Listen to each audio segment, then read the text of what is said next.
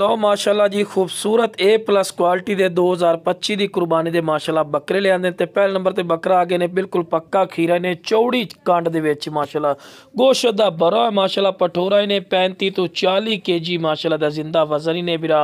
ਔਰ ਖੂਬਸੂਰਤ face beauty ਦੇ ਵਿੱਚ ਔਰ ਮਾਸ਼ਾਅੱਲਾ ਵੇਲ ਜ਼ਬਰਦਸਤ ਹੈ और डबल हड्डी गोश्त का माशाल्लाह बड़ा माशाल्लाह पठोरा ने और डिमांड ही मुनासिब हो सी। हाँ कोई मेरे को आना चाहे लोकेशन तो लोकेशन लुडन शहरी ने जिला वियाड़ी तो लॉबी रस तो बाद दूसरे नंबर पर आ गया माशाल्लाह खूबसूरत फेस ब्यूटी के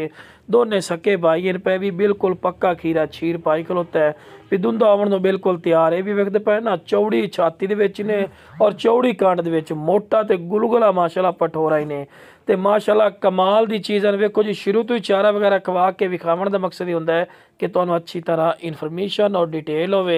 बाकी माशाल्लाह जी कोई बकरियां वास्ते रखना चाहे सानी तो फिर भी अच्छी चीज़ है। अगर 2025 की कुर्बानी ते लाओ तो फिर भी माशाल्लाह कमाल दी चीज़ है। हुण डिमांड की गल की जाए तो बिरा जो मंडी चले जाओ ना इहदे नाल दा जोड़ा घट्टो घट्ट तुहानू बिरा 1,30,40,000 रुपए तो थले जोड़ा नहीं मिलना लेकिन बिरा अपना रेट नहीं होना बिल्कुल जायज़ और मकूल रेट हो सी। तो इस वजह तो वेखो नाल दे नाल टोर फिर के विखा रहे हैं कि तुहानू अच्छी तरह इन्फॉर्मेशन और डिटेल होवे कि माशाल्लाह गुलगुले पठोरे गोश्त दे भरे हुए। बाकी जनाब जिस बिरा नू चाहिए जनाब स्क्रीन ते नंबर चलदा पिया ने।